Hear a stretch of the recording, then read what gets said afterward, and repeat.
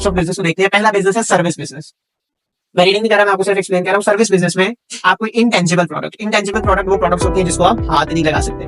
मैं आपको पढ़ा रहा हूँ, ये इम्पोर्ट एक्सपोर्ट का कोर्स है, मैं आपको कहता हूँ इम्पोर्ट एक्सपोर्ट को हाथ लगाओ, आप हाथ लगा सकती हैं इम्पोर्ट एक्सपोर्ट को, आप लगा सकते हो। क्यों? क्योंकि ये हकीकत में कोई चीजें नहीं एग्जिस्ट करती, ये कॉन्सेप्ट है। तो इंटेंजिबल प्रोडक्ट्स कहते हैं कि कॉन्सेप्ट। नीचे मिसाल लिखी हुई है सैलून्स हो गए, बाल काटने की, कोई बंदा सर्विस दे रहा है, उसको बाल काटने आते हैं, वो आपको सर्विस दे रहा है आपके बाल काटने की।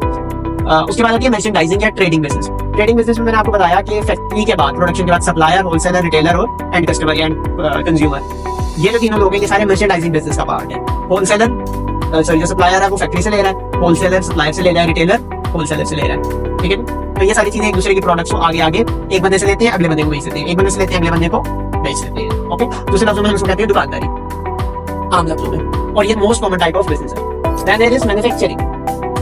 मैन्युफैक्चरिंग बिजनेस में चीजों को इनहेरिटेडली प्रोड्यूस किया जाता है, पैदा किया जाता है, बनाया जाता है, ठीक है, चीजों को क्रिएट किया जाता है। हाइब्रिड बिजनेस के अंदर मैन्युफैक्चरिंग और जो मर्चेंडाइजिंग होती है वो कंबाइन हो जाती है। इसकी मिसाल यहाँ पे लिखी हुई है रेस्टोरेंट्स। वो आपका ऑर्डर रिसीव भी करते हैं, आपको सर्विस दे रहे हैं, आपको ऑर्डर देना उनकी सर्विस है। ऑर्डर बनाना मैन्युफैक्चरिंग हो गई, ऑर्डर सर्व करना क्या हो गया आपकी दोबारा से सर्विस, और देन क्योंकि आप उनकी जो ऑर्डर आपकी चीज बनवाई आप उसके पैसे देते हैं, तो दैट इज मर्चेंडाइजिंग। वो आपकी चीज, अपनी चीज आपको बेच रही है, अपनी चीज हो गई। ये जो बनाई बनाई रेडीमेड चीजें होती है, फॉर एग्जांपल अगर आप किसी रेस्टोरेंट पे जाओ तो आपको कोक की बोतल सर्व करते हैं, तो मतलब किसी से लेके किसी को बेच रहे हैं ना, तो वो क्या हो गई? मर्चेंडाइजिंग। ओके, पांचवी कैटेगरी आती है हमारे पास फ्रेंचाइज की। फ्रेंचाइज में क्या होता है? यस नहीं हो रहा है। फ्रेंचाइज में क्या होता है?